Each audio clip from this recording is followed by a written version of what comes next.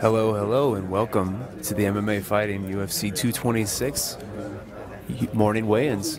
My name is Sean Oshadi, and I'm joined today by my partner in crime, Mark Ramondi. Should be a fun day in front of us. Good How you morning, doing, Sean? How are you? I'm doing well, man. I'm a little tired, but I'm doing good. How you doing? I'm doing great. I feel fantastic. UFC 226 is going to be the best part of the year. Hopefully everyone fulfills their contractual obligations this morning and makes the weight. I'm not good right now. It's certainly been an eventful week already, so I think we could use a little more. There's never a dull moment. I hope there are no speakers near the scale for any fighters to possibly trip over afterward. That should be an interesting thing to monitor this morning. Mark is referring to yesterday, of course, when Daniel Cormier, after the UFC 226 press conference, tripped over a speaker. It was a very loud trip, very loud thud. It was very scary for a minute. I mean, he was down for a bit. He's since said that his leg was swollen, telling ESPN that his leg was swollen, but fine. Leg was swollen, he was icing it, but he doesn't feel like it'll affect him in the fight. It should be interesting this morning to see how he's moving, if that leg is swollen noticeably. Just something to watch out for. He's obviously not cutting weight for the first time in a while, and I'm sure he's very happy about that now, especially. Just imagine if Cormier was cutting weight this week and that happened. God, that would have been an epic disaster. That would have been the culmination of all of this 4-year International Fight Week curse just really coming to a head in the most ridiculous possible way. It's just crazy to me that we're constantly in this fight week scenario where fans can't be confident that the advertised fights are going to actually happen until they're walking to the octagon, essentially. Not only can they not be confident, I feel like it's almost the inverse, where they can be confident that whatever that card is looking like on Monday is not what it's going to look like on Saturday. It happens more often than not for these big events. And the nature of MMA, of course, is it's dangerous, and there are going to be injuries in training camp, and weight cutting is obviously prevalent, and there are issues with that too. But the strange things that have happened in this sport over the last few months, a few years, Tony Ferguson tripping on a wire on the Fox lot a few days out of the fight with Khabib Nurmagomedov, DC tripping, hopefully that is not something that affects the fight, but it's just, we're in a strange world here, Sean. It's a strange world. I almost wonder if Tony Ferguson had some flashbacks yesterday. I mean, he was in the building last night for the Hall of Fame ceremony. Seeing DC do that, what, months after him? I'd be having some flashback. I'm a man who's busted his knee twice, and I couldn't have watched it. I just hope that we can get through this International Fight Week and hopefully the rest of the year, and something can be done about this weight cutting issue, and we can put that to rest. So fighters are happy, the fans are happy, the UFC is happy. And And with that, it is 9 o'clock. We're about to start rolling here in Las Vegas for the UFC 226 weigh-ins. If you are just joining us, my name is Sean O'Shadi. I'm joined by Mark Ramondi. The dulcet tones of Sean O'Shadi. Well, you know, you got to give the people what they want. As long as they don't want singing, I'm okay with that. At some point, they're going to demand singing, and when they demand singing, you must. I enjoyed when Ariel sung, but I'm just not a song guy, Sean. I'm not a song guy. Your aura just exudes music. It's not me. Because I'm short in the size of a musical note? Is that what you're saying?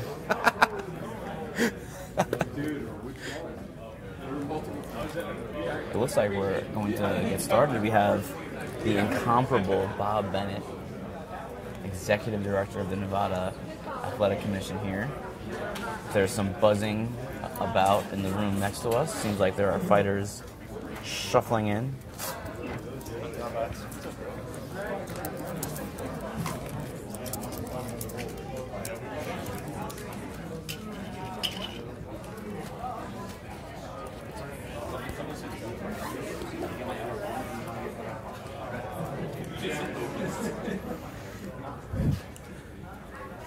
On a more positive note, I mean, we started this off reflecting on sort of the past 2 days and the things that have happened with Max Holloway and Daniel Cormier, but this card still is the best card of the year, in my opinion, Mark.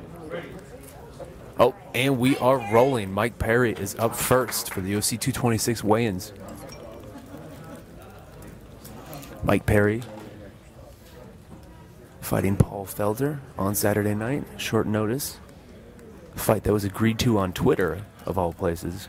Within the span of a day, really, Yancy Medeiros fell out with an injury, and Paul Felder stepped up immediately. 170.5 for Mike Perry. Mike Perry making the move to Jackson Winklejohn for this fight. Speaking to him yesterday, he was very, very complimentary of Jackson Winklejohn. He said he moved. One of the big reasons he moved there was because of John Jones' presence there. He wanted to train with greatness, and it seemed like he really enjoyed a lot. He enjoyed the experience, and he grew from it. Paulo Costa up next here at the UFC 226 weigh-ins. The Eraser, vowing yesterday to erase Uriah Hall. If that's going to be his catchphrase, I am all in on that catchphrase. One of my favorite nicknames, and he is sticking with the gimmick, Sean. I will erase you. It's classic. No idea how Paulo Costa makes 185. I think he works out. What do you think? No. 185.5 for Paulo Costa, who has a big contingency here. They're very happy. Brazilian fans in attendance seem to be very excited that the Eraser has made weight.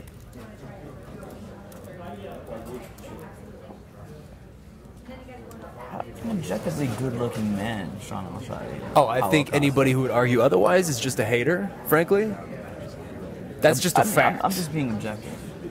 But that's what we do here on MMA Fighting. We're objective reporters. Lando Venata up next. Some would say that we're bastions of truth. Lando Venata taking on Drakkar Klose. Battle between two very, very good lightweight prospects.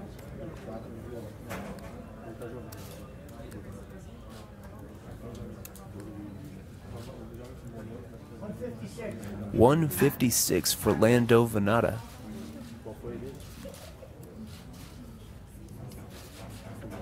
Venata, one of the more entertaining fighters on the UFC roster, doesn't have the best-looking record right now in the UFC, but it's a deceiving record. Deceiving? I thought that.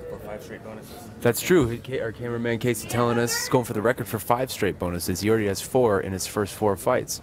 Dan Hooker now up. The Hangman. Dan Hooker taking on Gilbert Burns on the UFC Fight Pass prelims. Dan Hooker on a tremendous run at lightweight since moving back up from featherweight. He said the weight cut to featherweight just killed him. He could not. It was ruining his performances, and I believe him considering how he's looked at lightweight. 155.5 for Dan Hooker. Dan Hooker was telling me yesterday at Media Day that the difference between 45 and 55 for him was that he felt like a zombie at 45 and that he couldn't actually even think in the octagon. He said he's like a thinking man's fighter. When he was at 145, he couldn't think. It was just all... His brain was foggy. His brain was foggy at 145. It's scary, man. Very Jakar scary. Close up next, who, as we said just a minute ago, is taking on Lando Venata. The MMA Lab's own Jakar Close. And Jakar just seems to keep getting top prospect after top prospect in this lightweight division. 156. 156 for Jakar Close. Sean, it's not that I wished for Jakar Close to miss weight, but I did want to say close, but no cigar if he did. I would have been really proud of you for that line, and I still am. I want you to know that. I probably should have saved that in the event that he ever does miss weight, but alas. But when you have gold like that, you can't hold on to it for too long. Emily Wittmeyer up now. 116 for Emily Wittmeyer. Emily takes on Jaime Moil in the opening bout of Saturday night's card.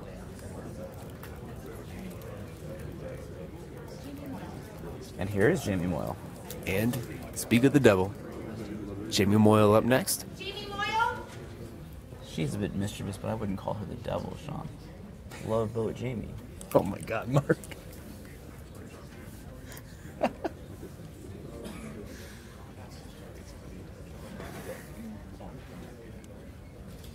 She doesn't look all that happy on the scale, Sean. 116 for Jaime Moil. Recently moved to, well, not all that recently, but after her last fight, she moved to Team Alpha Male. She said it's been the best move for her career. And that is her sister with her. Paul Felder up now. Paul, of course, a lightweight who is fighting at welterweight this weekend. Was supposed to take on James Vick. It's a very different opponent than Mike Perry in both stature and skills. What a strange few weeks for Paul Felder, who thought he was going to be fighting James Vick next week. James Vick got pulled to fight Justin Gaethje, and now Paul Felder's fighting Mike Perry.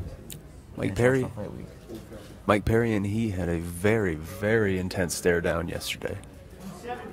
170 for Paul Felder. The lightweight makes welterweight limit with ease. I would like to see Paul Felder at welterweight moving forward. Of course, I want to see how he does against Mike Perry, but he's a very big man for lightweight. He's bigger than Mike Perry. Bigger than Mike At least Perry. Size, like height-wise. Certainly. Rafael Sunsao now. The often forgotten top man at bantamweight. His record, if you take a look at his record over the years, is just ridiculous. Full of wins over top fighters at bantamweight. What does this guy got to do to get a title shot? Maybe he can make a statement on Saturday night and get that title shot next.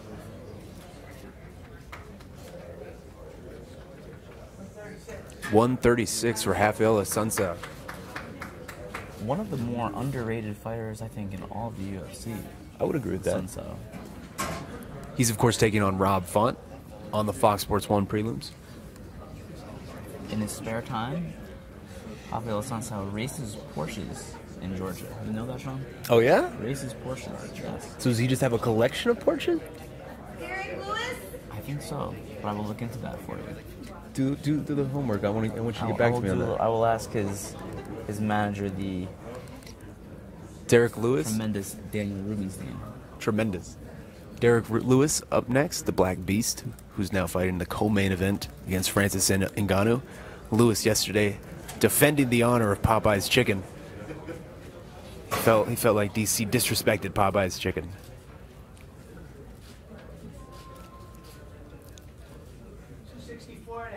$264.5 for the big man. Barely making it under the heavyweight limit. He had a very, very intense stare down with Francis Ngannou yesterday. These two have history, Mark. I am incredibly excited about that fight. When I saw them face off, when I saw them both on the dais last night, of course, everyone wanted to see Holloway versus Ortega, but you really can't go wrong with Ngannou versus Derek Lewis. How is that fight not exciting? Oh, my God. Khalil Roundtree up next. This one, too, what a banger this one is. He's taking on Gokhan Saki, on the main card opener on the pay-per-view. This fight was supposed to take place earlier this year. Had a little bit of a delay, but I am glad it is back. That is safe to say. It's another stand-up fans war. But Gokhan Saki, not very bullish on Roundtree's striking game compared to his own. Of course, he's a decorated kickboxer. 205 for Khalil Roundtree.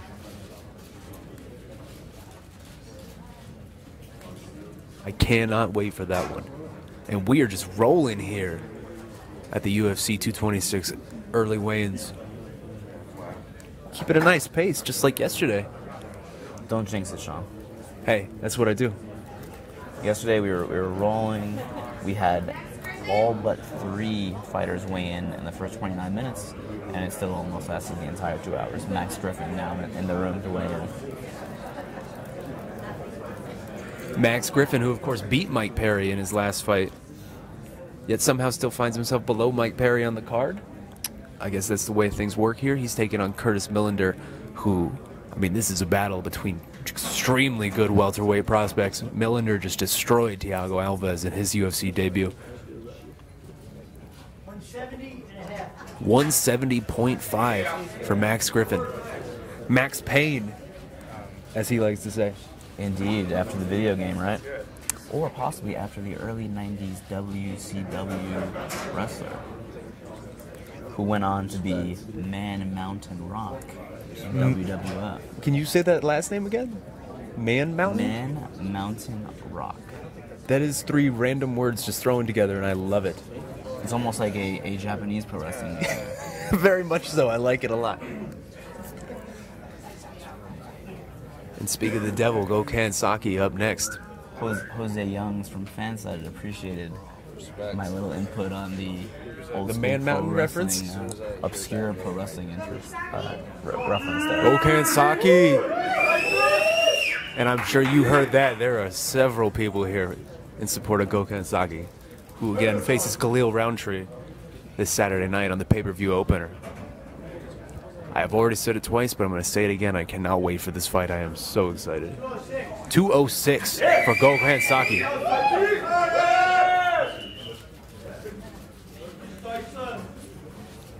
lot of Gokhan Saki fans here. Yes, for a man who's only 1-1 in MMA, he certainly has a following. I'm excited about what he can do in MMA. He is an incredible striker. I think that's putting it lightly, to be honest. I have a limited vocabulary, Sean, so I was just well, especially this early in the morning. Curtis Millander, who's taking on Max Payne on the Fox Sports 1 opener. If you have not seen Curtis Millander's knockout over Thiago Alves, brutal second-round knee from this February, I would suggest you go find that. 170.5 for Curtis Millander, who's riding a string of 3 straight, just clean knockouts. His 2 fights before the UFC and LFA, both head kick knockouts, both spectacular. Search those out if you haven't seen them. It's funny, Sean, because Millander was kind of just a guy in Bellator not too long ago, just almost an opponent. He was going to fight Michael Venom Page. Fight never came to fruition. Now here he is on this streak in the UFC with some violent finishes, as you said. Gilbert Burns up next. The jiu-jitsu savant who has suddenly discovered extreme striking power. Last time out in Glendale, 155 for Gilbert Burns, who's coming off a tremendous knockout at UFC Glendale. He takes on Dan Hooker in the Fight Pass prelims.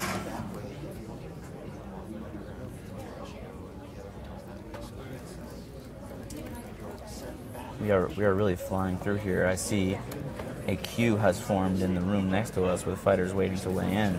Well, now who's trying to jinx this? I just call it like I see it, Sean. I'm seeing a line form. Perhaps fighters showing. Oh, Rob Font with the big applause here. Rob Font in the building, apparently, Sean. Rob Font getting a massive opportunity here with this fight against Rafael Assunção. Basically a top 3 fighter at bantamweight. Rob Font really getting this opportunity. See if he can capitalize. 135.5 for Rob Font. And there, you were right, Massachusetts is in this building.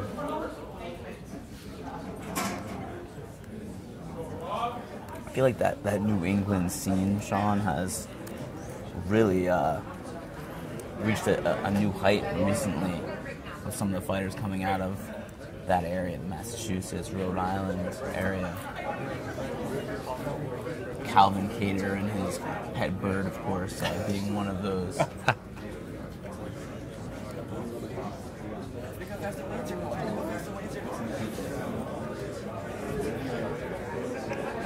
It appears we have our first break here at the early morning weigh-ins. I might point out that it's about 30 seconds after Mark Raimondi here said there was a cue forming, so perhaps he did jinx it, but I'm not one to say that. Who knows? Esther Lynn, our incredible photographer, chiming in that while Derek Lewis was weighing in, Bob Bennett, of course, the executive director of the Nevada Athletic Commission, asked him, "What's your estimated weight?" And Derek Lewis said 264, but, and I quote, "After I take a shit, it'll be 262. What a gem that man is. He's a living legend, the Black Beast. I might point out, if you guys out there have not seen yesterday's press conference, there was a tremendous back and forth between he and DC about this Popeye's chicken thing, but the piece de resistance for it was the little dance Derek Lewis did, the little DC Popeye's chicken dance. It was just great.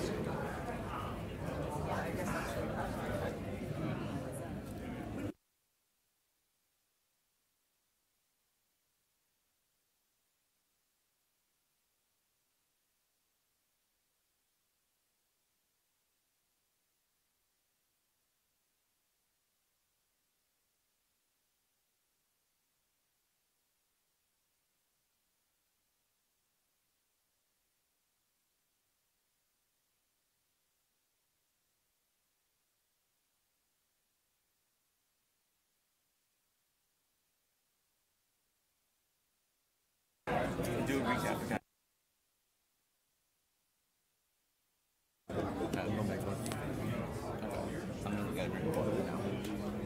Nice little break in the action here at the UFC 226 weigh-ins. We had a fast and furious first 18 minutes to this. If you were just joining us, I am Sean Al-Shadi. I am joined by Mark Raimondi.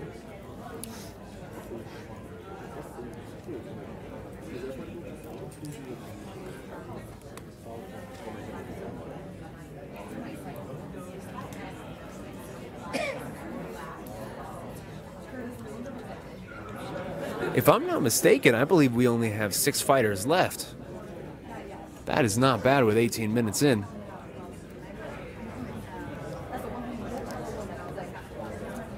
Now who's jinxing it, Sean? I feel like you could just keep jinxing it and jinxing it, but it's still a fantastic card one way or the other. Just looking at this card right now, up and down, it is really just one of the most stacked cards of the year, if not the most stacked card of the year. Mark, let me ask you, what's a fight on this card that perhaps maybe isn't getting the attention it should because of how like we say, up and down loaded this card is? What's a hidden gem? Man, I mean, there are a number of them. What are you most looking forward to on the undercard? On the undercard, you know what? I really like the Dan Hooker-Gilbert Burns fight. I was looking at that really too. Do. Dan Hooker's has finished three straight fights in the UFC since moving back up to lightweight. Gilbert Burns is looking better than he ever has. I think this is, I mean, neither one of them is a full-fledged lightweight contender right now at this juncture, but the winner of this fight could be, and I think it'll be an exciting fight. Absolutely. But I mean, just look at this list. I mean, Lando Venata against Ricard Close could be a very good fight. Uriah Hall versus Paulo Costa, that could be fireworks from the jump.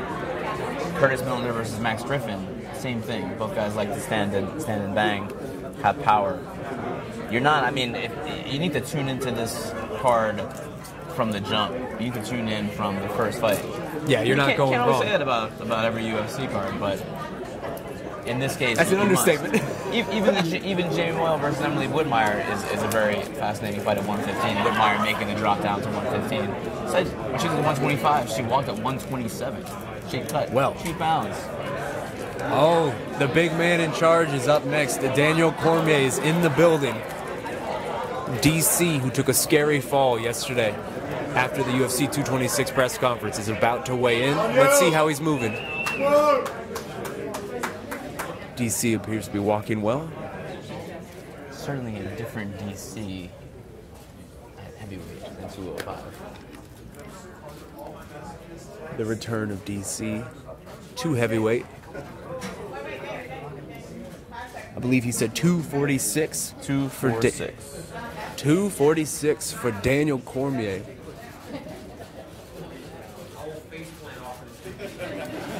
He seems to be in good spirits. DC said he will not face plant off the scale. Is that correct? That is what he said. And obviously,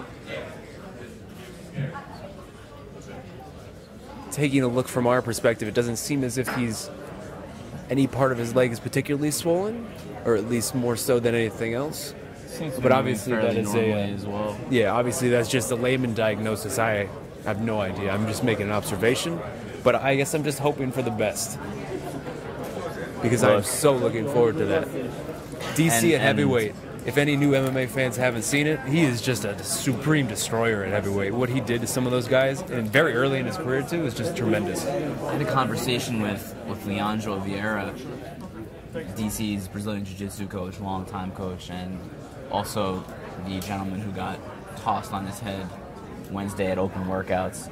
And Vieira was telling me that he feels that Cormier is a heavyweight who was just cutting down to not his natural weight class at 205. He is a natural heavyweight, and he said that the way that DC is moving, his strength, his speed, his agility, and now combined with the size and the lack of a weight cut, is making him very. He said it's literally scary to wrestle with him in training.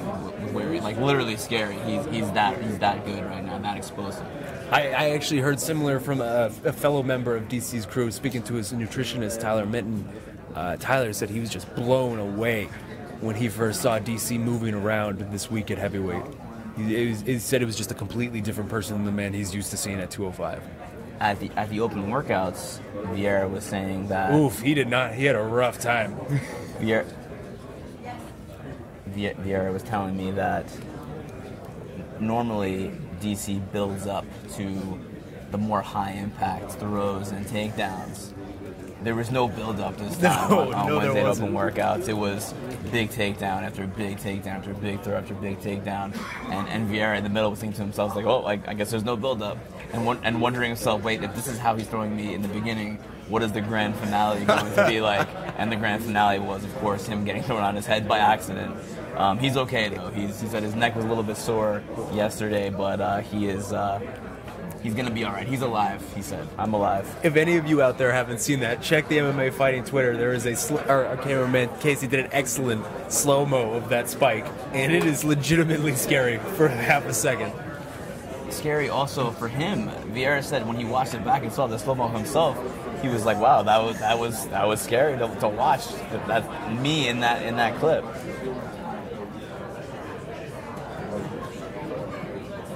So much intrigue behind this fight between DC and Stipe.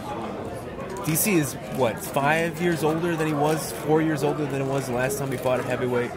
He's gone through a lot of wars at 205, between the John Jones fight, Gustafsson fight, taking that big shot from Rumble.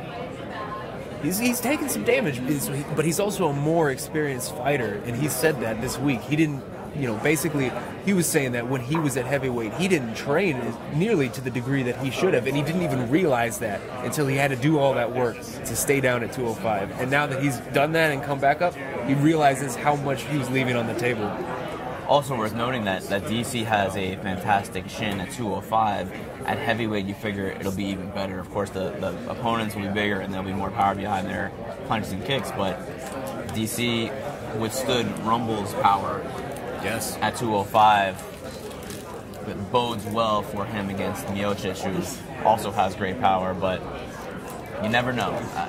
That fight it really is one of the very best fights the UFC can put on at this point. It isn't going to break the box office, and it's not going to do 2 million pay-per-view buys, but make no mistake, in terms of MMA in terms of in the cage, in the octagon. It's one of the greatest fights, I think, in UFC history. I think that claim could easily be made. Stipe is statistically the best heavyweight champion we've ever seen. And DC, for all intents and purposes, could be top 2 light heavyweight of all time, easy. I mean, the narrative behind his career really could change dramatically on Saturday night. He could shed a lot of the John Jones baggage that still follows him to some degree if he's able to pull off, this upset against, again, the greatest UFC heavyweight champion statistically in history. I think you can make the case, certainly, that this fight is the 2 best fighters in the world. Demetrius Johnson, I think, is pound for pound, but when you're talking the heavier weights, the quote-unquote baddest men on the planet, Miocic, his resume...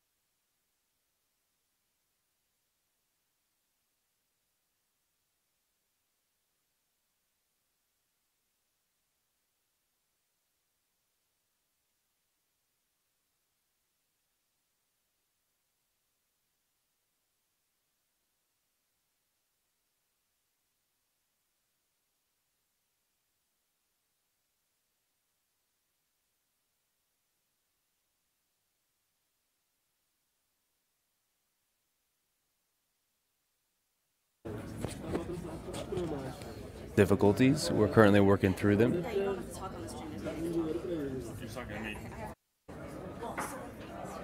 Las Vegas. And please let us know on Twitter if this is... And again, this is Sean Alshab.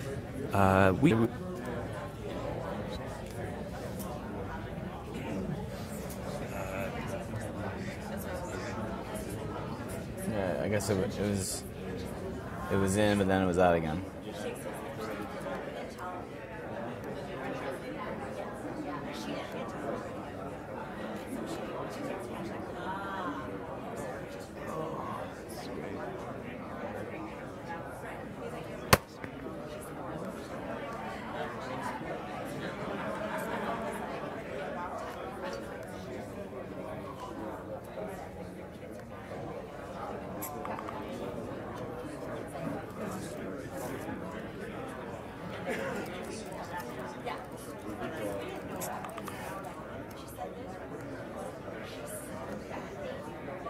What does that mean?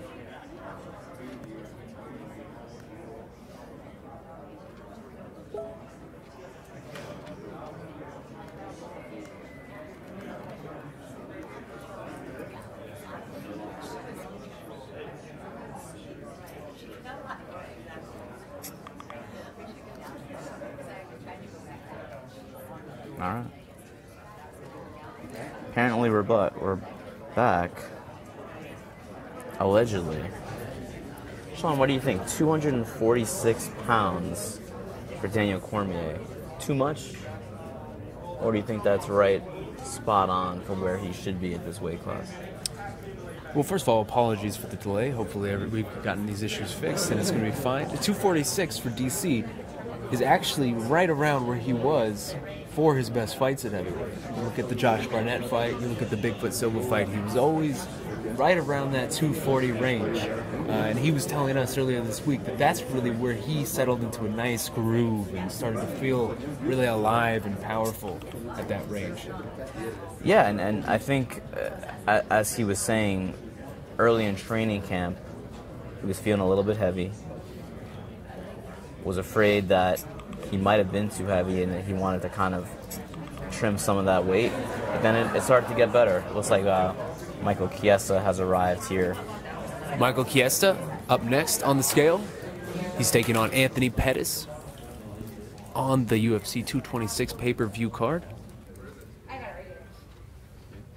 Michael Wearing the shades that he's been wearing all week here.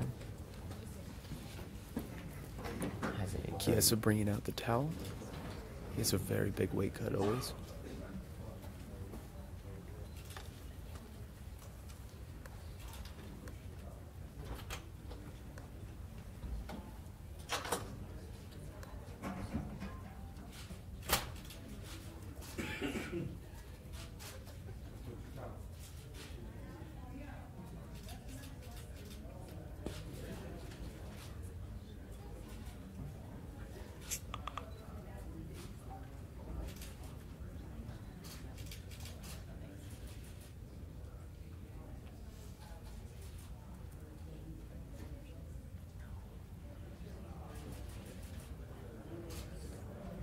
Tense moment here at the weigh-ins.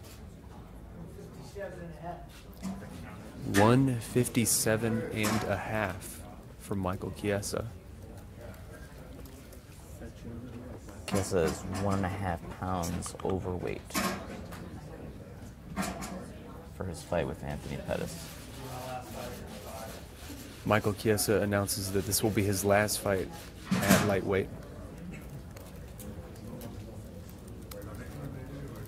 Again, Michael Chiesa, 157.5. He looks very sunken in. He misses weight by 1.5 pounds, and he says that this will be his last fight at lightweight. Speaking to him yesterday, he was very shooken up about the Max Holloway situation. He's somebody, like he said, he told me that he's somebody who's always cut a lot of weight, and the Max Holloway situation really made him think about what the damage he's doing on his body. And 24 hours later, he announces that this is going to be his last fight at 155. You get the reweigh in 2 hours? Different states are different.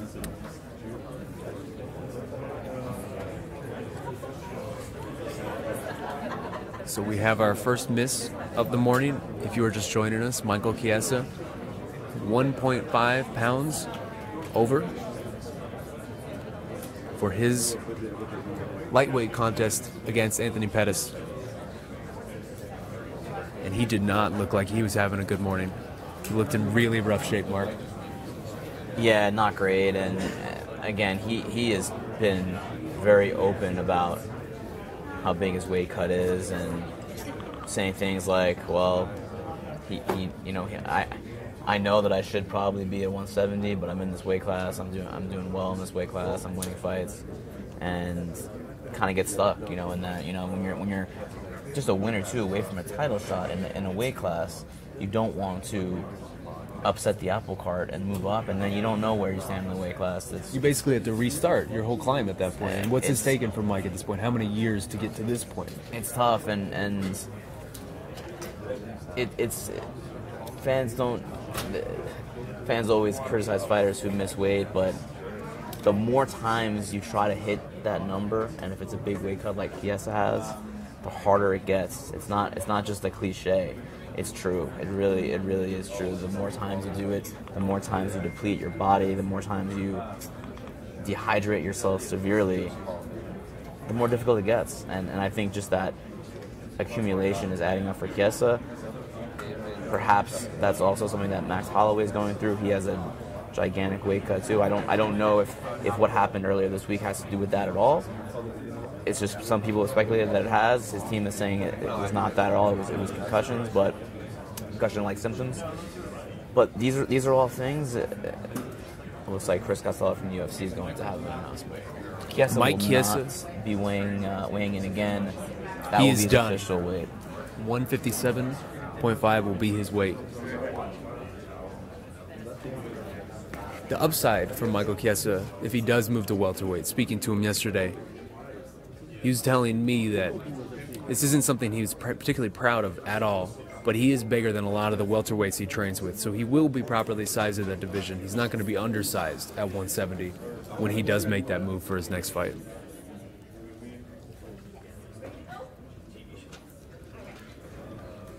Francis Ngannou up next.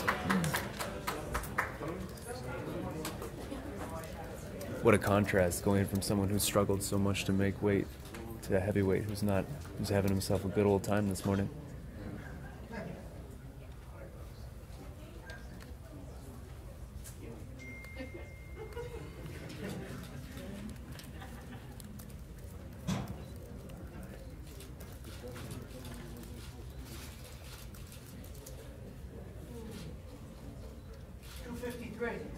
$253 for Francis Ngannou. Your co-main event for Saturday night is official. Francis Ngannou, of course, taking on the Black Beast, Derek Lewis, in a sensational grudge match. Stare down between these two was fire yesterday, Mark. Again, I said it earlier in this broadcast. That is a sensational heavyweight fight. There's no way it can be boring. I mean, there's just no way. Now watch, of course, it'll find some way to be boring. But if this, we should place a little wager on this, Sean. Ooh, now you have my attention. I don't think this goes past the first round. This fight, I just can't. Okay. I can't foresee going past the first round. I will take this bet. I say it goes past the first round. How about this? Our videographer Casey Lied now saying it's going to go to decision, which I would like. Contrarian. Okay, so how about this? How about this? In honor of Derek Lewis, Francis Ngannou, what should we wager? What should we wager if it goes? It seems like you're proposing a Popeye's chicken bet. I would not disrespect Popeye's chicken like that. I don't want to get on Derek Lewis's bad side. Do you want to get on Derek Lewis's bad side? I would never, Did you see the way he was grilling Dan Cormier yesterday? I would never do that. But all right, we'll make a dinner bet next time. I'll buy a dinner. Well, you will be buying me dinner. You're right, because you're gonna lose this bet. If it goes past the first round, which it won't. In which case, you're buying me dinner. Fair. You got yourself a deal, buddy. How about you pay for my PWG ticket next week? Well, now that's a little more expensive than a dinner. If you're just trying to raise the stakes here. Jed Mishu, our fine co-worker at MMAfighting.com, is saying, Jed, back off. This is my bet. I'm not sure if I like that idea. He's also, you ignored his first line, in which he said he will also take that bet, Ramondi, in all caps. It appears... Oh, no, I saw it. I just willfully ignored it. Jed, you need to back off my action. This is my action. I'm taking advantage of this very silly opportunity that Mark is giving me.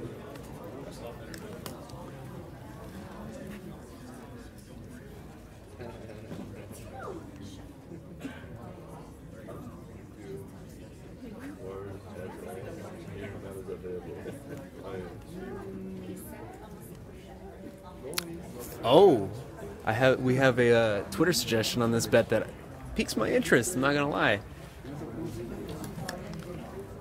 What do we got? Josh Nason. Oh, from the Wrestling Observer. Suggesting that there's only one way to settle this Lewis Ngannou bet. Hair versus facial hair bet. I, of course, have no hair, so I would be shaving the facial hair, and I am willing to do that for you, Mark. You willing to shave that head? Couple things about that. I would look really terrible bald. Oh God, we need now. Terrible. This is the bet. And I would wager my facial hair because let's be honest. Well, that's not. That's like me wagering my hair. Let's be honest. There's really not a whole lot going on here. As far as facial hair goes, there's kind of like an ice. It's not really. Yeah, I'm not really sure what it is, but the hair on the top of your head. No, you heard him, folks. No, Mark Raimondi making a hair versus facial hair bet with me. See now, Sean off. Check the tapes. Instead of. There's no podcast. It's a phrase, Mark. It's 2018. It's a phrase, mister. How about this guys? Sean and I were, after the Hall of Fame ceremony last night, we were going back to the hotel to continue our work. And oh God, I remember this. We were going up, and we encountered a robot. It was a friendly robot. There was a robot that was literally rolling down the hotel corridor stopped in front of someone's door, and apparently called that person on the phone to let him know to open the door, so he could get poor man. the Coca-Cola that he had purchased. And then the robot rolled back down the corridor into the elevator bank, called the elevator, went down the elevator. I thought for a moment, Sean, that we were so exhausted that could not have possibly actually happened. I thought it was a fever dream for a second, but apparently there are robots lurking the halls of the Vidara, Las Vegas. So 2 things about this story. One, this poor man who was in this room ordering a Coke from this robot opens his door, and there are just 2 of us standing outside of his door at, what, like 11 o'clock at night? Just 2 dummies trying to dumbfounded. figure out, like, with our mouths agape at this technology. But I will add, second thing, that robot was very polite. It was very, very polite. It kept saying please and thank you and pardon. Me. It was a very sweet robot, but I just want to let you guys know that the end is probably near for us as this humans. is the start of Terminator. There's no doubt in my mind. I feel like if that robot wanted to get aggressive, when do you think we'll see the first robot fight in the UFC? When do you think that'll happen? This sounds like a second bet. I'm not really sure. The day we see the first robot fight in the UFC, I'm pretty sure the following weekend, the robot revolution starts. Once they prove to themselves that this can be a thing, I think there'll it's be a over robot for fight us. in Ryzen first, probably. Oh, God. They would be so juiced up. Just robots on all the PEDs. But is it necessarily a PED if it's a robot? Is it performance enhancing? I don't know if TRT would work on a robot. Well, I would imagine there's different forms of performance enhancing for robots. Some juice Maybe he up, gets a like, sweet racing software, stripe. Make it more aerodynamic. I think this broadcast has gone off the rails. Fight fans, we're waiting for Anthony Pettis, Stipe Miocic, and Uriah Hall.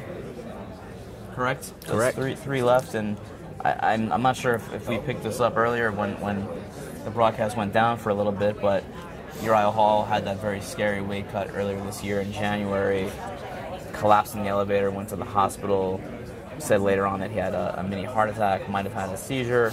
Scary stuff. We're hoping that all is going okay for Uriah Hall right now. There's still plenty of time. There's still over an hour left for all 3 of those people to weigh in. Of course, Miocic is not cutting weight right now. He's probably there's no danger there. Sleeping in. When is there a Croatia game in the World Cup? Or that's tomorrow, correct? Croatia in the World Cup tomorrow. I'm gonna go ahead and say that I've watched 0 minutes. You haven't watched any World Cup, so I am not sure. But I'm gonna stick with what I said last week on the MMA Beat. Brazil's gonna win. Guilherme's gonna be really happy, and I think actually Brazil's playing today. So I wish Guilherme luck. He keeps trying to get me to say a Portuguese phrase that I have no idea how to say. So Guilherme, this is for you. Let's just act like I said that, and good luck. Obrigado. No, I could deal with that. Açaí. I still haven't been able to taste the true Brazilian açaí. Me neither. I hear such good things about it. I think we should have our next MMA fighting meeting in Rio. What do you think, Sean? I am 100% down for that. I see all these pictures of Guilherme on beaches constantly. Someone just tweeted me a photo of a robot, and I'm starting to get a little frightened. I'm not gonna lie. It's spreading, man. It's spreading. I can't handle this. But if I see one more photo of Guilherme on a beach, I live in the desert. It's like 110 degrees in Phoenix right now. I can't handle these type of things, Mark. At least your transition to Las Vegas is easy. Yeah. Living No in kidding. Phoenix. Everyone's complaining about the heat. This is a little cooler for me.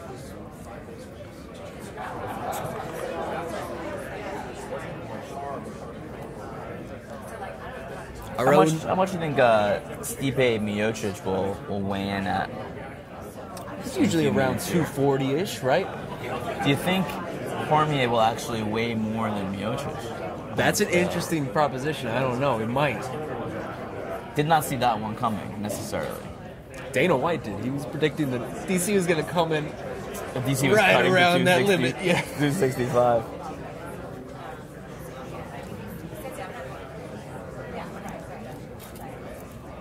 Our own Jed Meshew coming in here with a fun fact. I don't know if this is really fun. In fact, I would say it's quite not fun.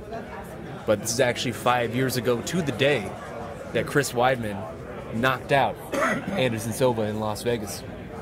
Also, my first international fight week. It was just a historic week all around. You like how I made that about me? I did. I actually quite liked it.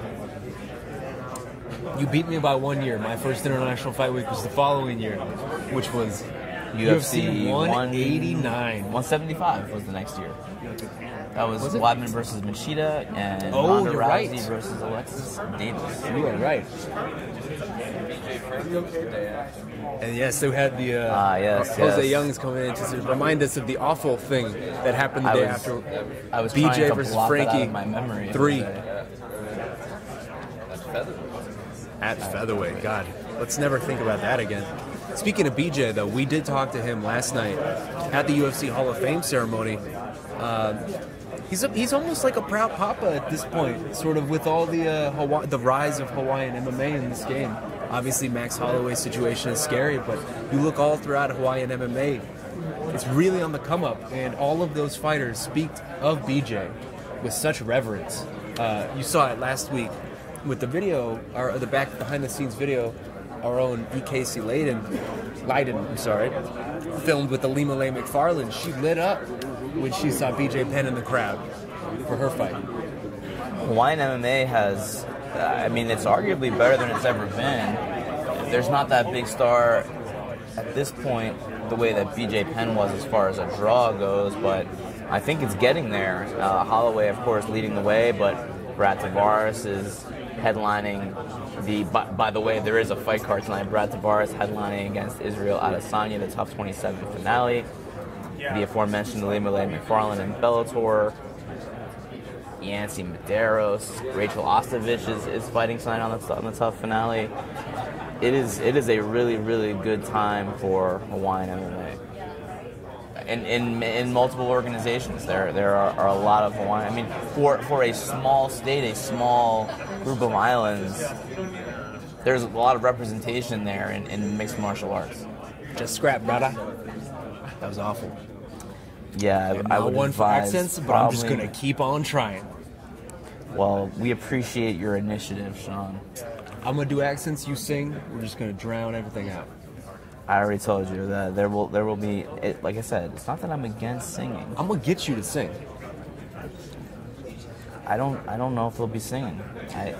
Should that be the bet? Should that be the bet? Don't try to back out of this hair bet. You're going to lose your hair, and it was unwise of you to make this bet. We should have an old-fashioned hair versus hair match. I will do that right now. Or mask. I have no stakes. There are no stakes for me. Just get a tattoo. Don't you get a tattoo? Let's do it.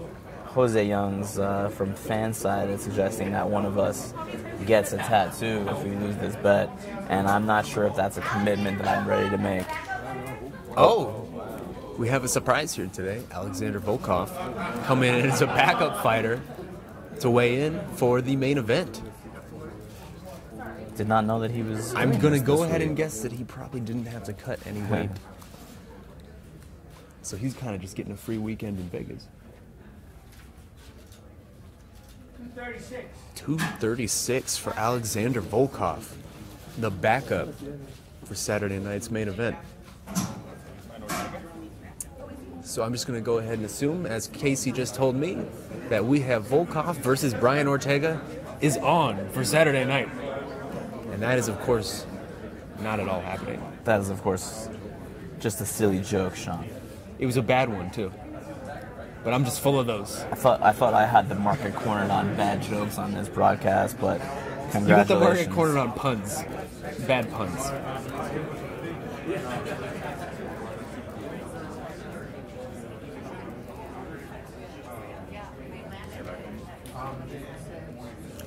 Oh, look at this. Our own Alexander K. Lee telling me that he has a gorgeous singing voice, Mark. Ramundi, and you'll get a taste of that singing voice at the next weigh-ins that Alexander covers. And I look forward to that. I'm very excited for that. Sean, what do you think of weighing in backup fighters, alternate fighters? Happened yesterday as well. Thiago Santos weighed in I like at it. 185. I like it a lot. As a backup for the heavyweight, the main event tonight at the top finale. You like that idea? I like it a lot. I'm puzzled that they didn't have a backup fighter for featherweight. It seems like that for all the important fights, they're having backup fighters. I don't know why they wouldn't have one for the co-main. But here we go. Stipe Miocic, the UFC heavyweight champion.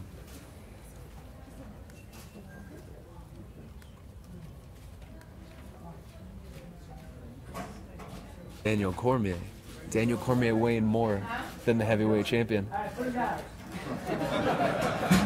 The light heavyweight champion weighing more than the heavyweight champion. What a sport this is, Mark.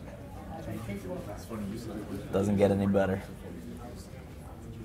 Getting back to the discussion, Sean, about backup fighters, I think the most important thing is, and I love this, I love the idea, as long as the fighter who is training, who is cutting weight, is properly compensated, Yes. even if they don't fight. Yes.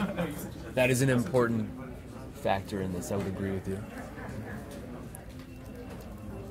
And I mean, that's something we even saw recently with UFC 225 in Chicago, where the UFC were looking to get Kelvin Gastelum as a backup That's right. fighter.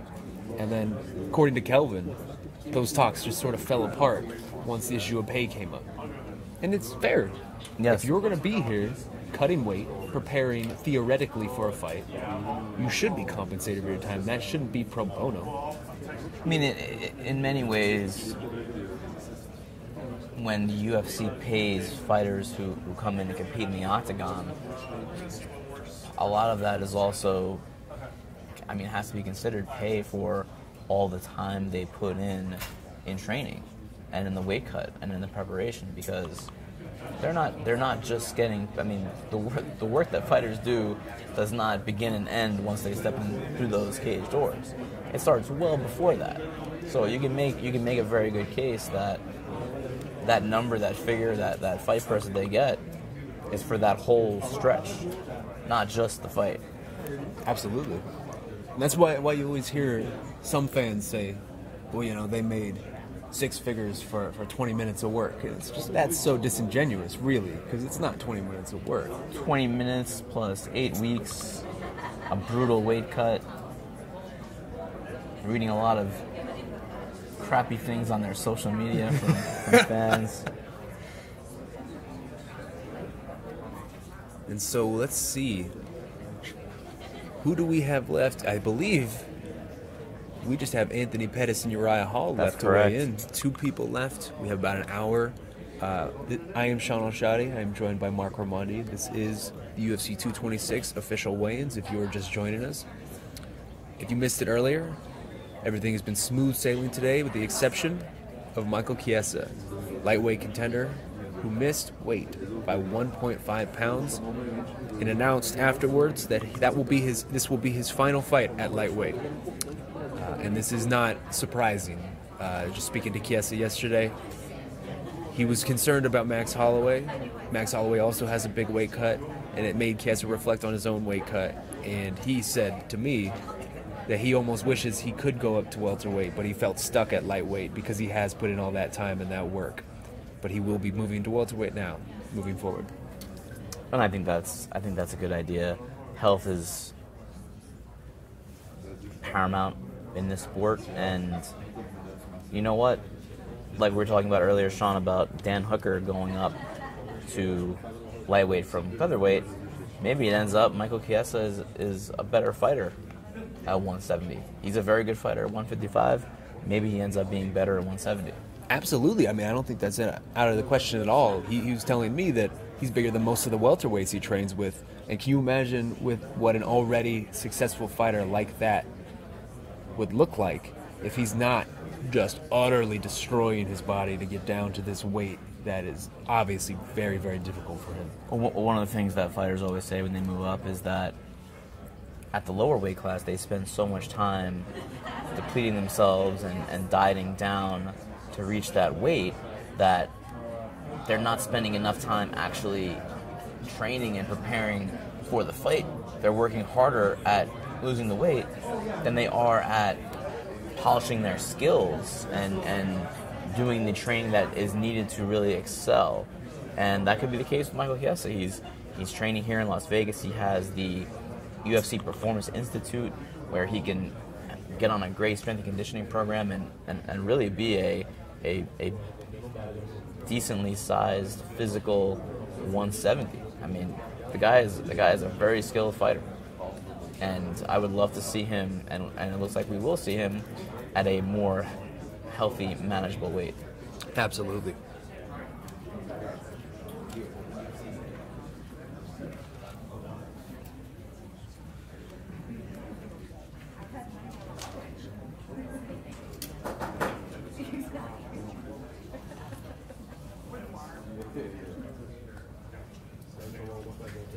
And again, if you're just joining us, our two main event fighters have weighed in, and Daniel Cormier, the light heavyweight champion of the world, outweighing Stipe Miocic by 3.5 pounds. DC coming in at 246. Miocic coming in at a trim 242.5. What a sport we live in. The light heavyweight champion of the world outweighing the heavyweight champ in this super fight. And again, we are still waiting for Uriah Hall, still waiting for Anthony Pettis, but plenty of time for them. And it looks like Uriah Hall's and here we go, and Uriah Hall. He is in good spirits, it appears. Very healthy. Tells us not to panic. It's not that bad, he says.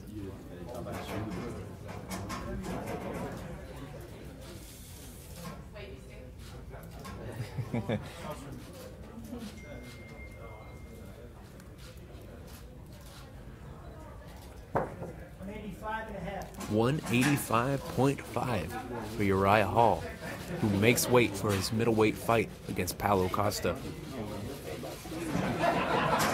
And he is joking, he is laughing, he is having a good time this morning. That is really, really encouraging, yes. Sean. Really encouraging. Because we've seen fighters many a time come into this room, hit the scale, and look like a shell of themselves. And Uriah Hall looked good. He looked fine. And you know what? When Uriah Hall is right, physically and mentally, one of the more exciting guys on the roster. One of the more explosively powerful guys on the roster. And I think Paulo Costa, the eraser, could bring that out of him Saturday. Very excited for that fight. Very much so. I mean, Costa has been talking a lot. He seems very dismissive of Uriah Hall. And if you look at Uriah Hall's resume, it's a little bizarre. The ups and decision over Thiago Santos, like, those are great wins in that division. I feel like Uriah Hall is one of those guys that could literally beat anyone in the middleweight division. Yes. But also has a tendency to fight up and down to the competition. He is a bit inconsistent, but when he is right, When he's on. scary. Yeah. I mean, he's in that consistency, and maybe we still have not seen the best of Uriah Hall. It's very possible. And I think this fight... It's pretty clear that the UFC has high hopes for Paulo Costa, especially in Brazil. The UFC could use some big names, some people with drawing power in Brazil, and I think they believe that Paulo Costa could be that guy. So I'm not saying that this is a kind of a building block fight for Paulo Costa. That could be part of why the discount cannot overlook someone like. With about 52 minutes left at UFC 226 weigh-ins, only one fighter left to weigh in, Anthony Pettis, who's facing Michael Chiesa on Saturday night. Chiesa, of course, missed weight, and these two were previously booked at UFC 223, and they were both casualties of sort of the craziness that went on with Conor McGregor that day. So this matchup there seems to be something about this matchup, man, where we just can't get this matchup in a correct way. Already some little wrench thrown into it with this missed weight.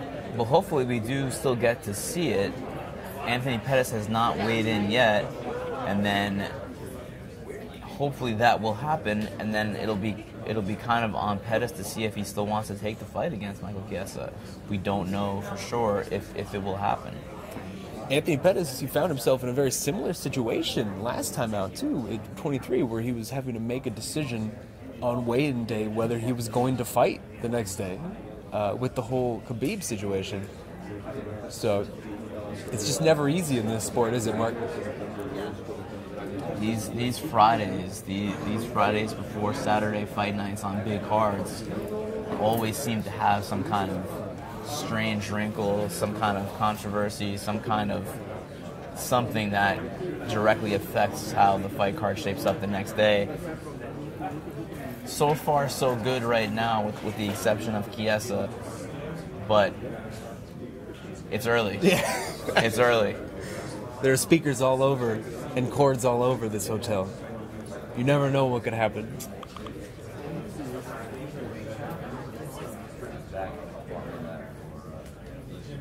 Again, Anthony Pettis still has plenty of time, 50 minutes left to make this weight. He was open about having just a brutally tough time making featherweight when he went down there, and now that he's back at lightweight, it's a lot easier. But a lot of fighters say when they make that cut to a lower weight class, it ends up still being hard cutting down to the higher weight class when they move back up. Heard it many times. I don't know if that's the case here. It's never easy for these guys. There is these weight cuts are one little thing goes wrong sometimes. It could mess you up. If you're feeling a little sick going into fight week, it's well, you have to think too, it compounds. Each certainly one progressively it's a gets cumulative harder. effect, yeah.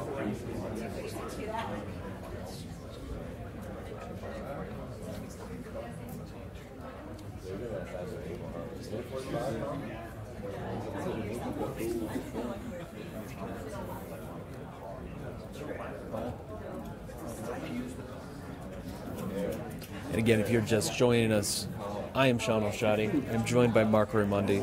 This is the UFC 226 morning official weigh-in stream. We have one fighter left, Anthony Pettis. Michael Chiesa has missed weight by 1.5 pounds. But other than that, it's been smooth sailing this morning. We have a sensational card on Saturday night, even despite the loss of the co-main event between Max Holloway and Brian Ortega.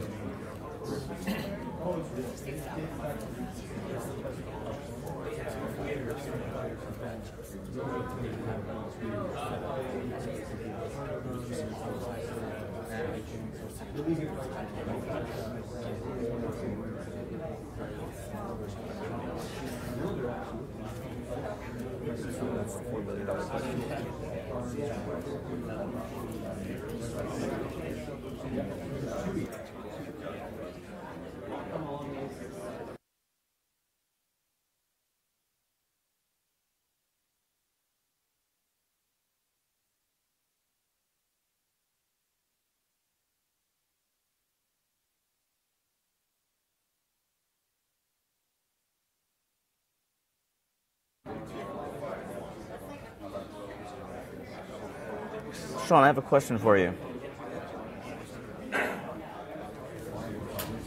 I'm all ears, Mark. Certainly more than I am. I don't even understand what that means. Oh, you're intimating that you have very small ears. Okay. This is something I have never noticed about you, and now that I'm looking at you, I can't see anything else. And it's weirding me out a little bit. Here's my question. Brian Ortega. Okay. If you were in his position this week, what do you do? Do you try to take one of these short notice late replacements, a Jeremy Stevens, a Frankie Edgar, which didn't seem like it was going to happen on Edgar's side? What do you do? What's the right move? I mean, there's a lot of different factors that go into that decision, right? Is there a title on the line, an interim title? Money. the state of the opponent. If it's a guy like a Jeremy Stephens cuts a lot of weight. Is there a guarantee you can get that Jeremy Stephens will make that weight?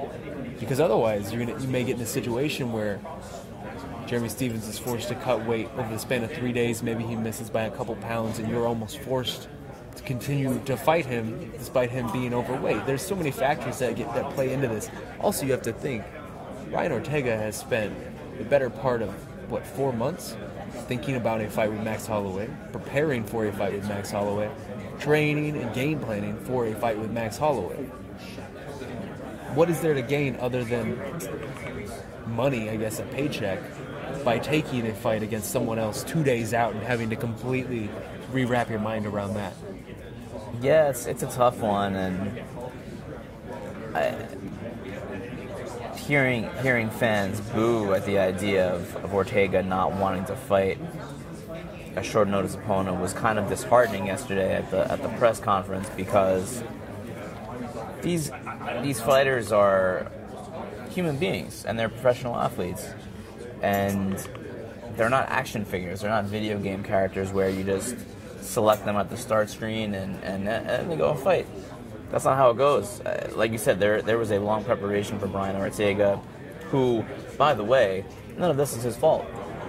None of it's his fault. Max Holloway pulled out of the fight. Ortega was here. He was ready to go. He was on track to make weight this morning.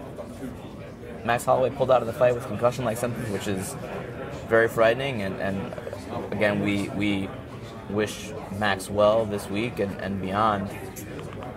But none of this is Ortega's fault. So it's kind of unfortunate that he was the one getting, literally booed at the press conference yesterday. That's a bummer. That is a bummer. And it just kind of shows how fickle this sport can be, right? Like the day before, Brian Ortega was being given a hero's welcome at open workouts. And then 24 hours later, he's getting booed lustily at the press conference. That was a shame. I was pretty bummed to hear that. Brian Ortega is a guy that has come in on short notice before. Let's not forget, Max Holloway had to pull out of that fight against Frankie Edgar earlier this year, UFC 222. Brian Ortega stepped in to face Edgar on short notice, ended up knocking him out in the first round. That being said, our discussion that we're having now about whether Brian Ortega should have taken that fight or not, that does say something then about a guy like a Frankie Edgar, right? One of these old school fighters who, when given that situation, said, screw it, I'm just going to fight. Ultimately, it didn't benefit him, but that's a mentality that, man, it seems to be we don't have many of those kind of guys anymore. And I don't know whether that's good or bad, but you have to respect Frankie Edgar for that kind of mentality.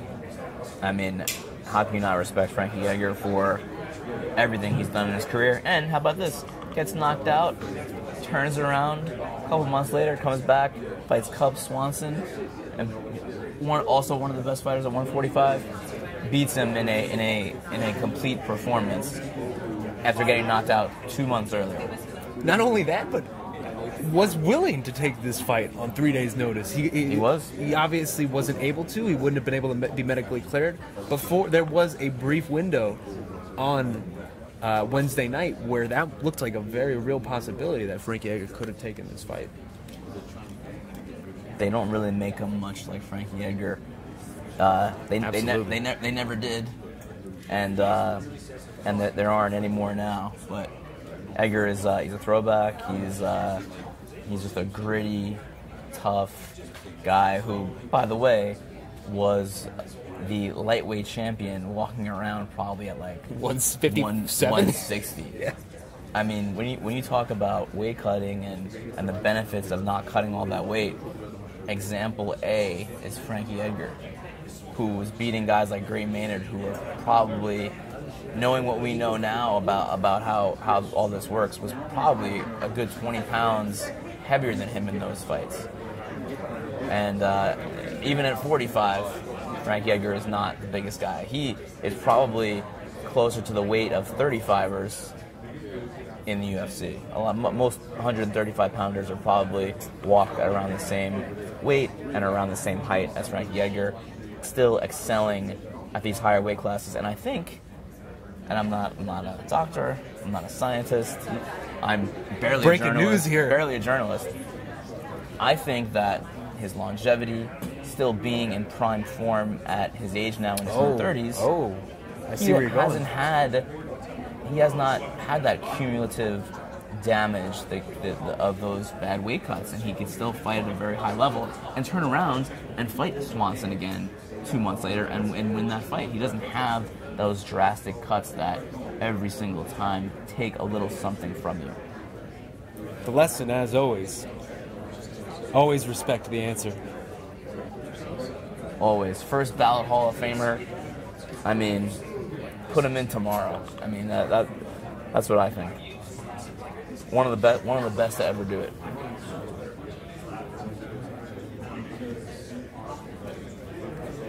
And also, let's also remind people there is a fight card tonight. There are fights tonight.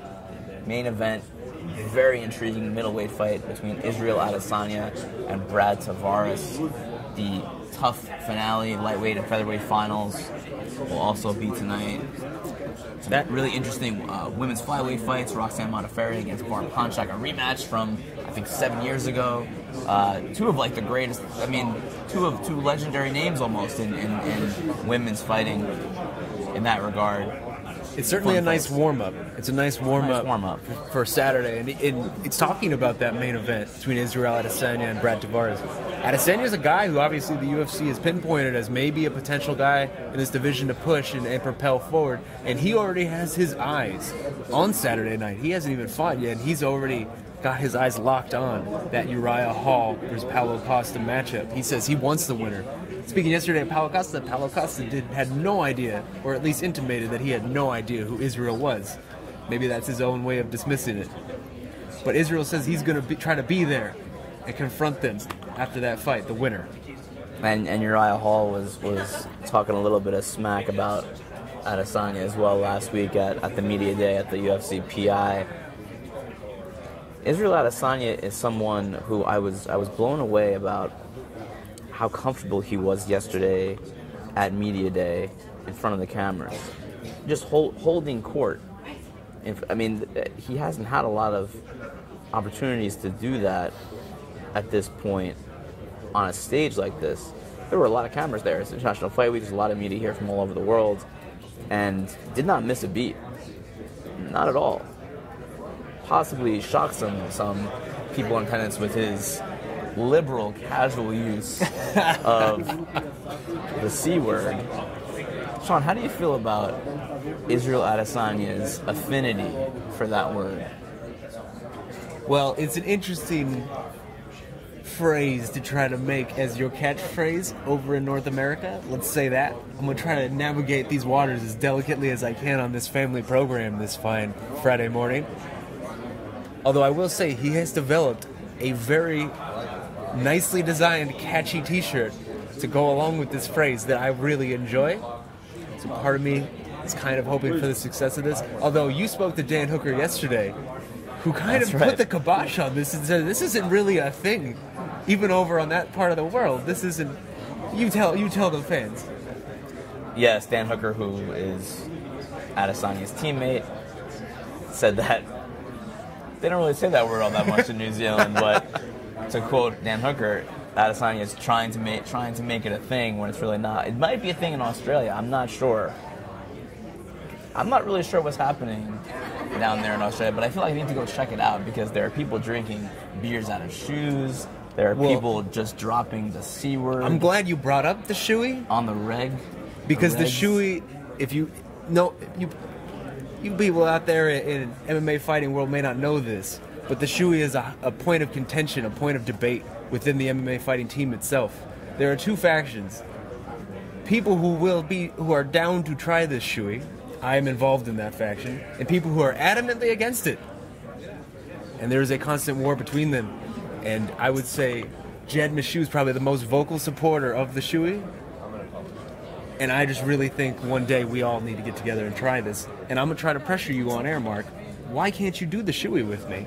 Why can't you bond with me and do the shoey? Well, Sean, I think we've found our bet. I think we found our stakes.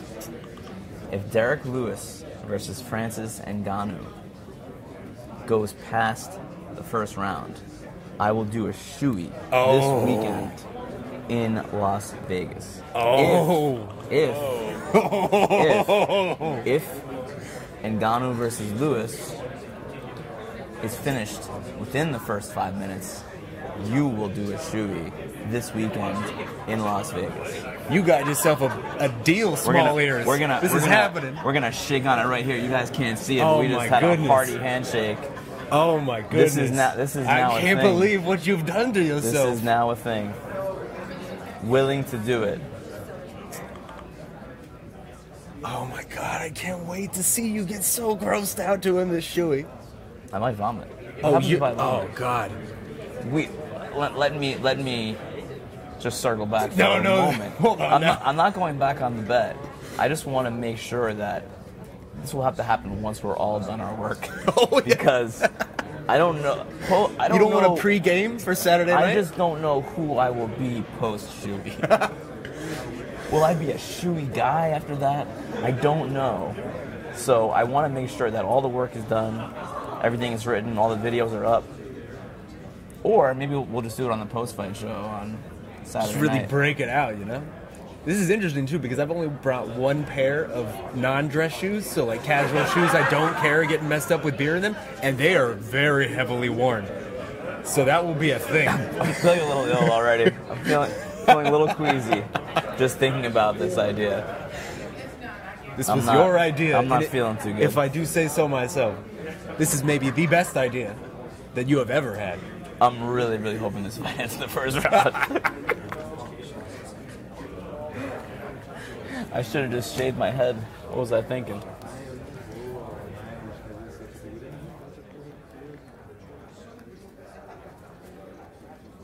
Are people actually out there listening to this?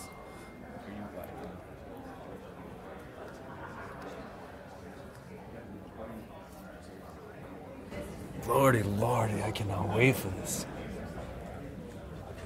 Oh my God. You mean you don't mean Stipe versus DC? You have been the most vocal artist. This is the new main event of the weekend. Supporter of the non-shoey faction. Oh gosh, this is maybe the best thing that's ever happened. You're way overselling this. I'm just very excited. I'm a little nauseous.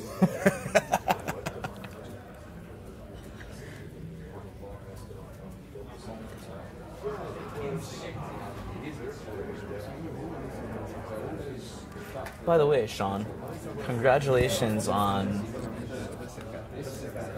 the 2017 Media Source of the Year for MMAfighting.com, which we took home on Tuesday evening at the Fighters Only World MMA Awards.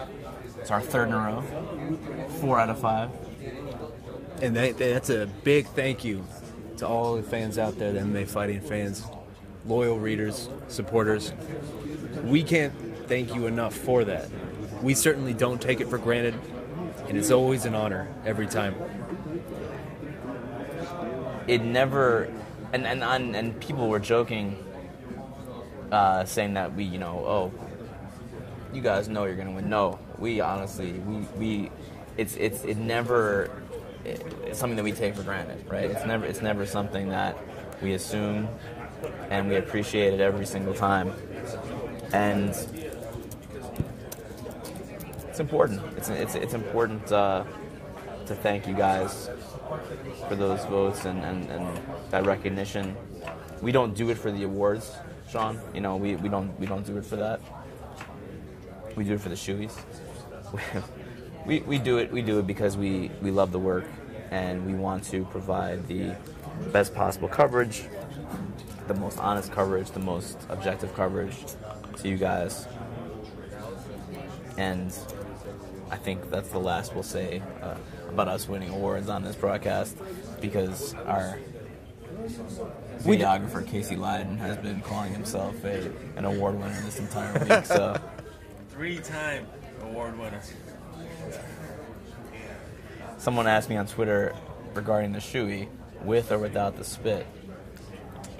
I was just asked that as well, and I think I'm going to go put the kibosh on that real quick. No. If it gets fight of the knockout of the night, then you got spit. Yeah, no, that's not the part of this, Casey.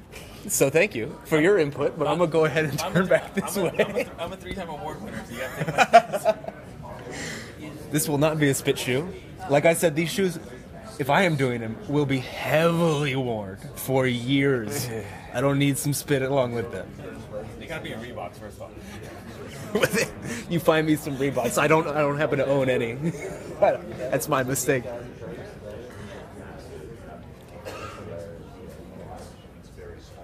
Sean, we were at the UFC Hall of Fame ceremony last night, and the red carpet before the Hall of Fame ceremony was kind of taken over. It almost became a Golden Boy It really was a lot of free production. Promo. Chuck Liddell and Tito Ortiz, of course, both UFC Hall of Famers, were on the red carpet doing interviews and almost doing a media tour for their impending fight later this year, which we don't know the date or the location yet. They did a face-off. That was a tense face-off. It was a great face-off. Those guys really get it, don't they? I mean, oh, God.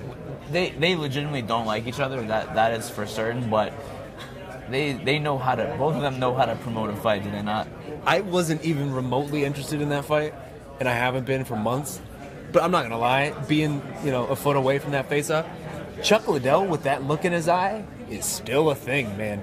That dude had a ridiculously scary face during that face-off. If he was looking at me like that, I would. Oh God, I would be terrified.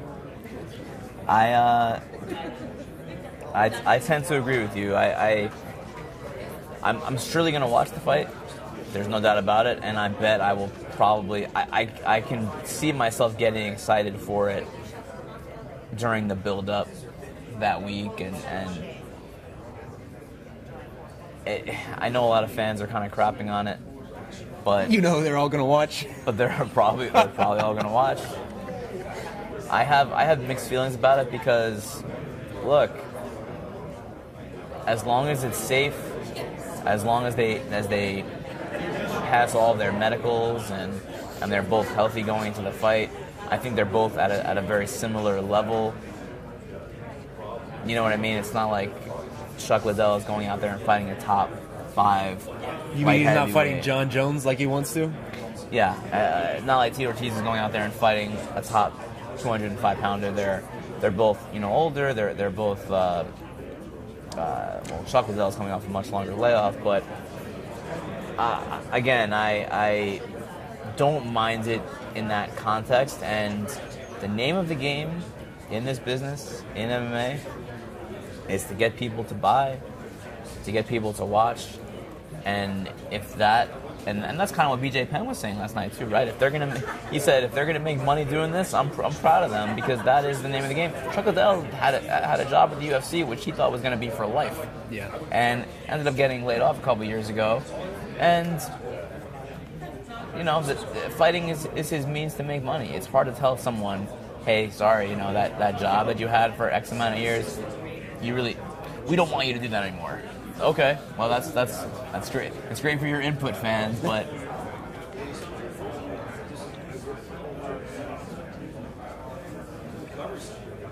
it's 10:32 a.m. local time in Las Vegas. I'm Mark Raymundi here with the esteemed Sean Al-Shadi. Anthony Pettis is the final person waiting to weigh in for UFC 226 here at Park MGM, the newly rebranded Park MGM. Used to be the Monte Carlo for a very long time here in Las Vegas. It's now the Park MGM. It's right across the street from T-Mobile Arena, part of a little bit of a rebrand done by MGM, which owns both properties. And again, Anthony Pettis has about 27 minutes left to weigh in. He's the last person. His opponent, Michael Chiesa, missed weight by 1.5 pounds, said, "This is my last fight at 155," he said. And he didn't look good at all, I must add. His face did was not very look good. sunken in. looked like he had been having a rough time. And even yesterday, he looked pretty shaken up at media day. And here's one of the I don't want to say funny, but here's one of the weird things about weight cutting. So many of these fighters who are competing against one another walk around at pretty much a very similar weight. They both diet. They both do a fairly tough water cut. They lose probably about 20, 25 pounds, sometimes 30 pounds. They weigh in the same, and then they both rehydrate to about the same weight. So what really are we doing here? They started the same weight. Naturally, they walk around at a very similar weight. If you look, last week, the California State Athletic Commission released the fight night weights for Bellator 201. Which I was very happy that they did. One of the things that stood out to me, Sean, about those numbers is that most fighters were weighing the same in the cage as their opponent, which means they were probably weighing the same 2 weeks ago before they started the weight cut, yet they both cut to this arbitrary number to fight each other. It's so bizarre the way that we've kind of it was established early and it's just continued on now, and it's just what we do now, right? It's what people are supposed to do, even though it's so nonsensical. Yes, it is. It's steeped in the culture now of I mean, not now. It's kind of been steeped in the culture of MMA. There's more light on it now. It's been happening for a long time, and I think the light on it is a good thing. And I'm hoping that something changes. Nobody likes weight cutting. The fighters don't want to do it. They feel like they have to do it. A lot of them. They feel like if they move up in weight, they're going to be fighting someone who is cutting down from an even greater weight. And that is the catch-22. Nobody wants this. The fighters don't want it. You know the UFC doesn't want all these extreme weight cuts because they lose fights over it. It's bad for business. And it's interesting, too, the contrast that kind of can be seen with the main event this weekend. Daniel Cormier, a man who has historically had a very tough weight cut to 205, having the time of his life. Back up at heavyweight. Looking fast, looking sharp, on point, cut an incredible promo. You said fast, right? He was looking fast. Okay, no, I just wanted to make sure that it wasn't another word that didn't have the S in it. How dare you, Mark Raymundi? I didn't hear you correctly. It's a little early. It's been a long week. He cut an incredible promo on Wednesday at Open Workouts. He was sharp, mentally, physically. I don't see how he goes back down to 205. Do you think we ever see DC really at light heavyweight again after this? He's weighing in above the heavyweight champion weight-wise. Why do that to yourself if you're DC and you only have less than a year left of your career? I would not put it past Daniel Cormier to go back down there, because he said at the press conference that he wants both belts. He's greedy. He wants them both. He wants to defend them both if he were to win tomorrow night against Miocic. But personally, I would like to see him stay at heavyweight.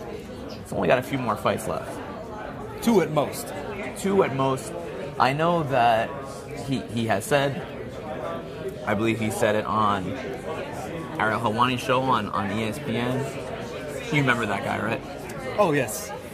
Of course. Just kidding. Of course, Ariel Helwani is our pal. We were hanging out with him yesterday. Little strange not having him on the team for one of these 5 weeks and him not doing this. But we're all very happy for him. Oh yeah, of course, we love him. There's no. I hope no one's trying to create any kind of like beefs. We were literally hanging out with Ariel like yesterday, talking like almost the whole day. Anyway, Daniel Cormier said on Ariel's show that he would like to end his career beating Stipe Miocic and then fighting Brock Lesnar and Jon Jones. But all those have to be at heavyweight. They do. But also, the timing does not add up if he does indeed want to end his career next March, like he said on his birthday. Because as of today, this is important to know. I'm almost sure it's left in that pool before he can pool. He's not in the pool yet, so we're not going to see Brock Lesnar. I think Jon Jones is provisionally suspended by USADA. it is taking a very long time to get this situation hashed out. But and he's facing 4 years. I don't think he'll get the full 4. I hope he doesn't get the full 4 because I think that would be egregious. But I think that we're looking at least 18 months or possibly 2 years for Jon Jones. Just speculating. We'll see how that plays out. We don't know. Again, I hope it's not 4 years. So I don't see a way logistically that DC can fight both Jones and Brock before next March, unless he extends that date for his retirement.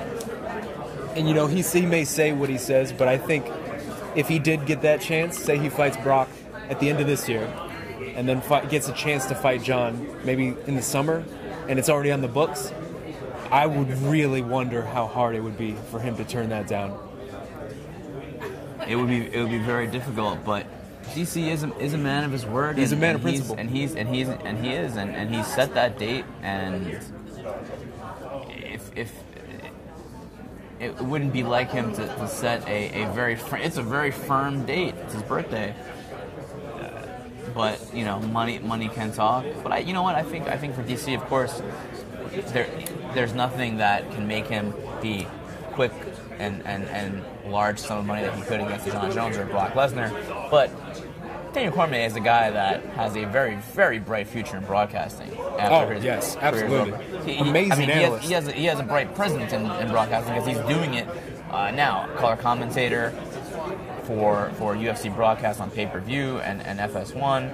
Also, UFC Tonight host. Also, studio analyst on Fox broadcasts and UFC pay-per-view broadcasts.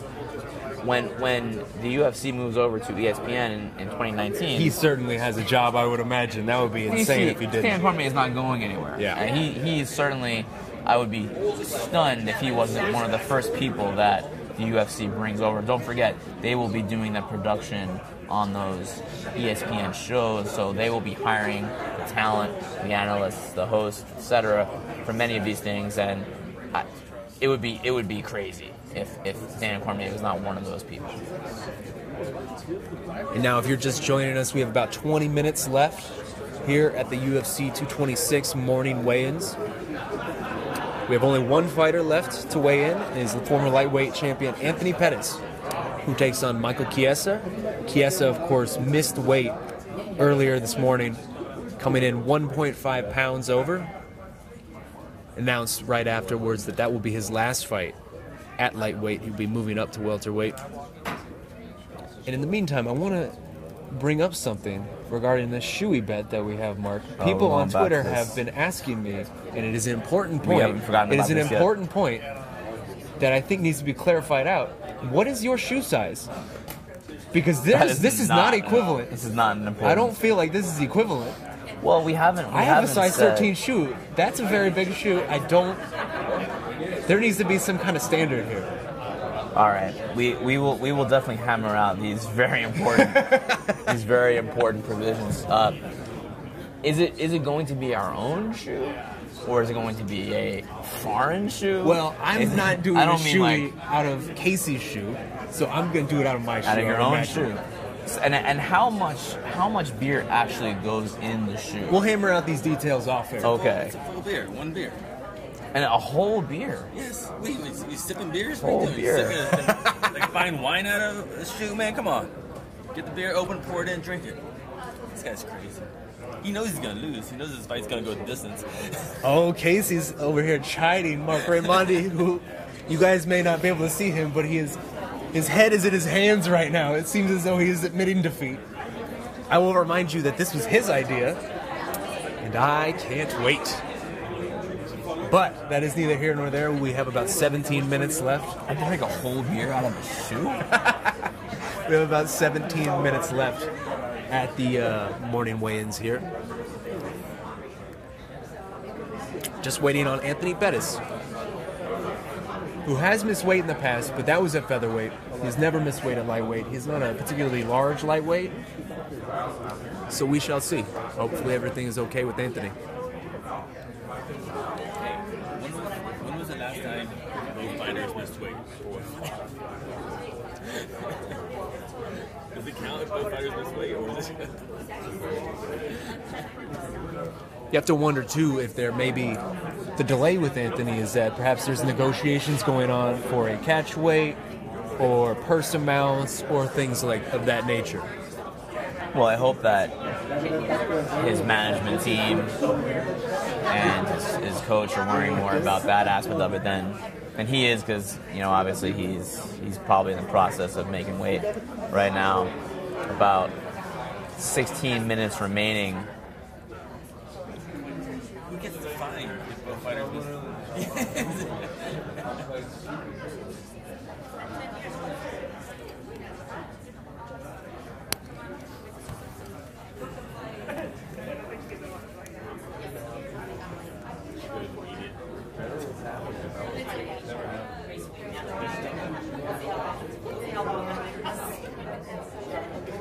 Sean, while we're waiting for Pettis to come in, what do you think about Ronda Rousey being inducted into the UFC Hall of Fame last night? Just about, a year and a half after her last fight. She hasn't officially retired. She's still in the USADA testing pool, apparently, according to Dana White. She hasn't given any indications that she will be coming back to the UFC anytime soon. But what do you think about the timing of her? Obviously, she deserves to be. Let me preface everything with that. Obviously, she deserves to be in there, no doubt, almost as much as anyone else. But the timing, how do you feel about that? Well, I know you have some strong thoughts on it, but for me, it makes sense. I don't think anybody is under any delusions that she's ever coming back. She's not going to fight again. She may still be in the USADA testing pool, and you're throwing your hands up now as if I am being silly. Oh, no, I don't think you're being silly. But I don't think there's any chance. I would make a million shoey bets on that she's ever going to come back and fight again in the UFC. So I don't have a problem with it. I think it was a nice little capper. She's obviously doing very well over in WWE. You would know better than me, but it seems as if fans have really embraced her there. Also seems she is just really talented as a wrestler, as a performer. So it seems she's moved on to the next chapter of her life, and this is almost the farewell that maybe her fans never got in MMA because of the messy way that she exited the sport, never really addressed anything. Last night wasn't long, her speech, but it was at least something. It was something to give, her fans that stuck with her through thick and thin over the course of however many years. I think it isn't so much the timing and I'm not ready to say 100% she'll never come back. She's still relatively young. Who knows what the future can hold? You can never say never with stuff like that. But my thinking with the timing of this Hall of Fame induction is that the way that she left the sport and the last few years when she was in the UFC, where it was a contentious time between her and the fans and with her and the media, and I feel like, and I don't really care about us in the media as much, but the fans especially. We see the comments and we see the stuff that gets written. Whenever we write a Ronda Rousey story, there's people get upset about it on social media, which I think is silly. But my line of thinking is, why not just give it some air? Give it a year or two before inducting her to let people miss her a little bit. She's been around a lot. She's on TV every week in WWE now, so she's still very much in the public eye.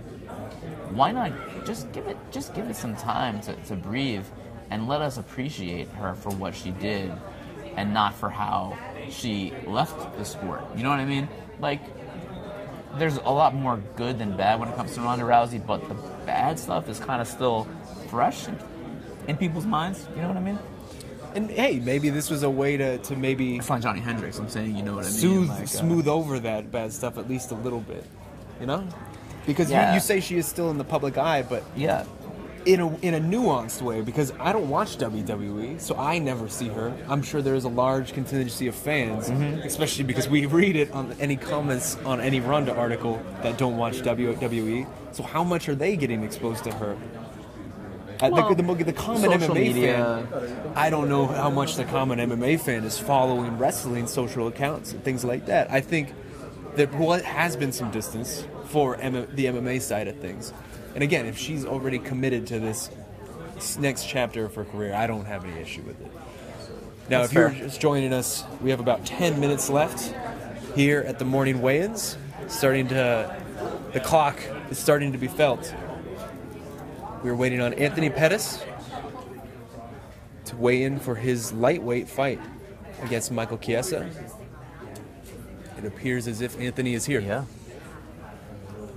Here he comes. Anthony Pettis is in the building. He is here, ready to weigh in, the last fighter for today's UFC 226 weigh-ins, and it appears he will need the towel.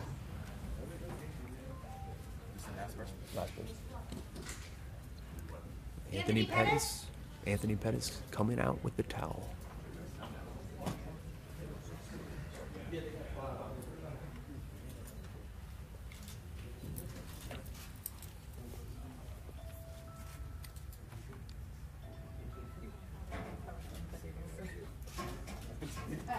Anthony Pettis with a little DC joke there.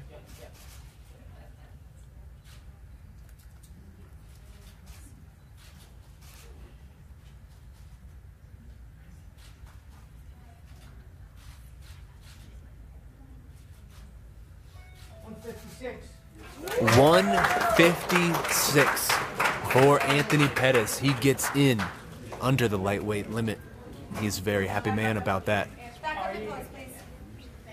So Anthony Pettis makes weight for his lightweight fight against Michael Chiesa. Michael Chiesa, of course, missed weight by 1.5 pounds. But that fight is on.